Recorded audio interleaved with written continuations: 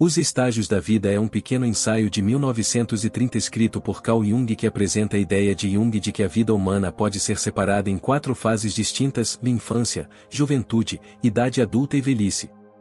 Jung também descreve os problemas básicos da vida enfrentados durante os estágios intermediários da vida, quando a consciência é perto de seu ponto mais brilhante, juntamente com a causa e a resolução desses problemas. O ensaio é coletado no volume 8 das obras coletadas de Jung, intitulado A Estrutura e a Dinâmica da Psique. Prosseguimos agora com um resumo simplificado do texto discutindo os estágios do desenvolvimento humano. É uma tarefa complexa, pois envolve pintar um quadro completo de nossa vida mental, desde o nascimento até a morte. Em uma breve palestra, só podemos abordar as ideias principais e as questões principais.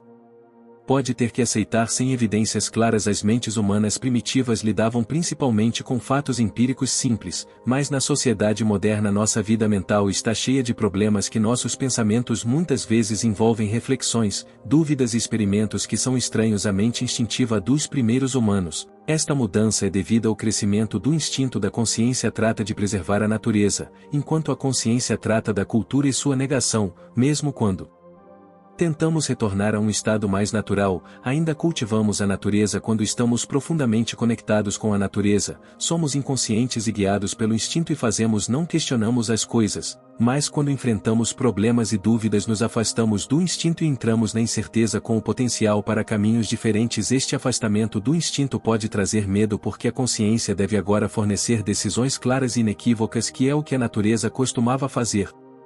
Por nós existe, portanto, um medo humano de que nossas mentes conscientes possam não nos servir tão bem quanto a natureza antes, mas porque os humanos têm problemas para responder a isso. Vamos começar com o fato de que os problemas só existem quando há consciência. Então, como a consciência começa, podemos ver a consciência em crianças pequenas quando reconhecem alguém ou algo. Este reconhecimento é uma forma de conhecimento que envolve vincular novas percepções ao que já existe em suas mentes.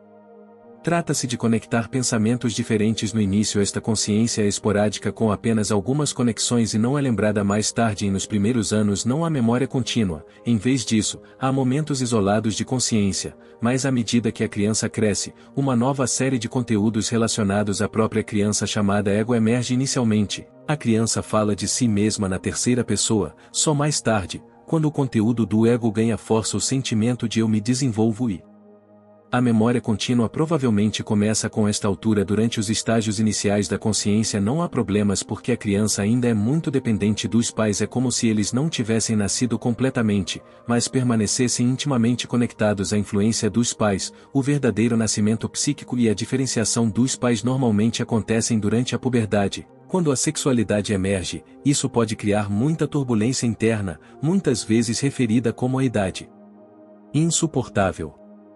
Antes deste estágio, a vida de uma pessoa é governada principalmente pelo instinto e não há real problemas. Mesmo quando confrontados com limitações externas, os indivíduos conseguem lidar sem conflitos internos. Os problemas só surgem quando os conflitos internos ocorrem, quando um impulso se opõe a outro. Isso acontece quando uma nova série de pensamentos tão poderosos quanto o ego surge. Isso cria divisão interna e significa o surgimento de problemas. Em resumo, os estágios da consciência começam com o reconhecimento das coisas, depois com o desenvolvimento de um senso de identidade ou ego e, finalmente, com a consciência dos conflitos internos e dos estados divididos. Vamos agora falar sobre os desafios que surgem durante o período da juventude, aproximadamente desde o final da puberdade até meia-idade. Por que começar aqui e não com a infância? Bem, as crianças podem representar problemas para os pais, educadores e médicos, mas eles próprios normalmente não têm problemas pessoais.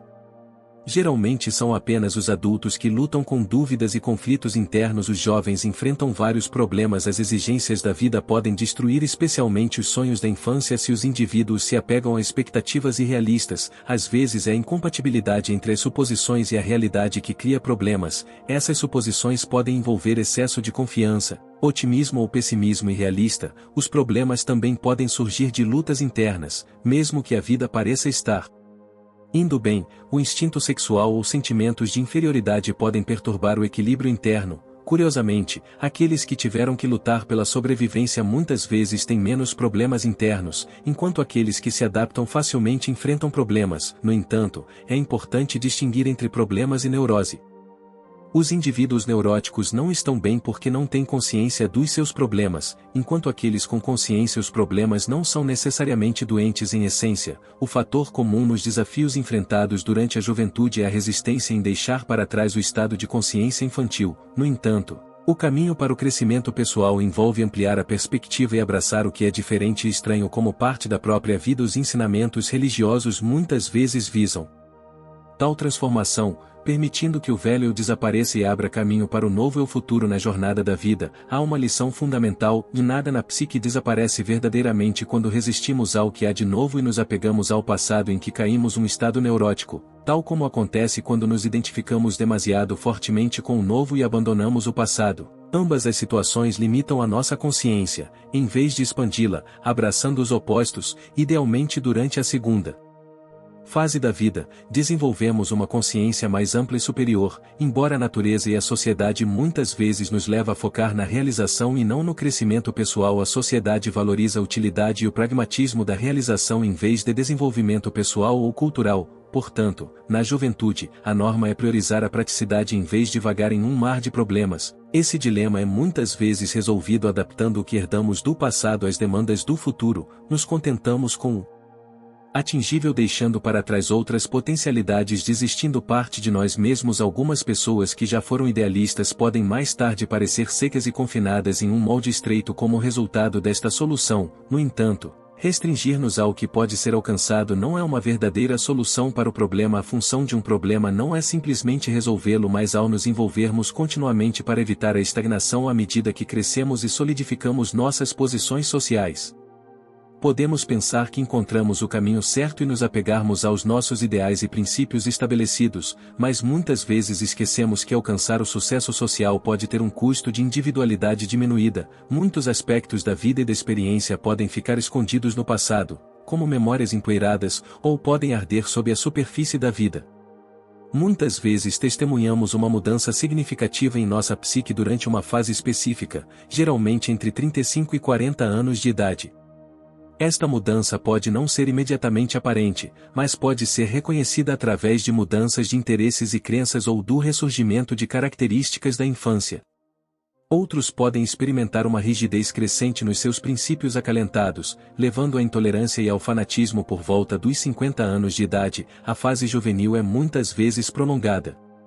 Os pais ainda estão vivos e as pessoas muitas vezes se apegam à sua psicologia juvenil para evitar as realidades do envelhecimento.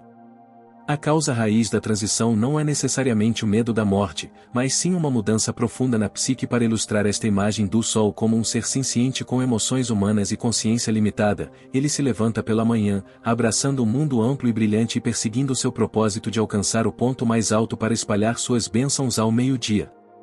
A descida começa e os objetivos do Sol se invertem. Ele atrai seus raios com luz e calor, diminuindo até eventualmente desaparecer. Esta metáfora reflete as mudanças psicológicas que sofremos durante esta fase da vida. Nesta fase, os homens podem começar a usar as suas qualidades femininas restantes, enquanto as mulheres podem ativar os seus traços masculinos anteriormente adormecidos. Estas transformações podem levar a mudanças nos relacionamentos e nas carreiras, muitas vezes acompanhados de novos desafios. Indivíduos inteligentes e bem cultos muitas vezes entram nesta fase despreparados, assumindo que as suas verdades e ideais desde a juventude ainda os servirão. Por isso é importante reconhecer que a segunda metade da vida não é uma continuação da primeira. Os valores e ideais que teve significado na juventude podem não se aplicar mais e as verdades podem se tornar mentiras à medida que envelhecemos. Devemos dedicar muita atenção a nós mesmos, iluminar nosso eu interior em vez de nos apegarmos a valores passados ou nos comportarmos como adolescência eterna. Esta é uma verdade fundamental que precisa ser reconhecida. No segundo metade da vida tem seu próprio significado, e significado não é apenas uma extensão da manhã da vida, enquanto a manhã da vida se concentra no desenvolvimento individual, família e contribuições sociais. A tarde da vida traz seu próprio propósito, que possivelmente está relacionado à cultura e ao crescimento pessoal além dos princípios básicos da natureza. Funções nas tribos primitivas, os indivíduos mais velhos são muitas vezes os guardiões da sabedoria cultural, dos segredos e das leis, preservam a herança cultural das suas comunidades, e no entanto, na sociedade moderna, os idosos muitas vezes esforçam-se para competir com a geração mais jovem. Esta confusão pode dever-se ao facto de algumas pessoas lutam para encontrar novos objetivos além dos objetivos familiares de sua juventude. Eles podem ver o envelhecimento como uma mera diminuição da vida devido a uma sensação de potencial não realizado e desejos insatisfeitos do passado. Olhar para trás, especialmente para esses indivíduos, pode ser prejudicial. Eles precisam de uma perspectiva futura e um objetivo de dar sentido aos seus últimos anos, enquanto muitas religiões prometem uma vida após a morte que pode fornecer um propósito para a segunda metade da vida. A sociedade contemporânea muitas vezes luta com a crença na vida após a morte. As pessoas hoje tendem a exigir provas científicas, o que é impossível para essas questões metafísicas.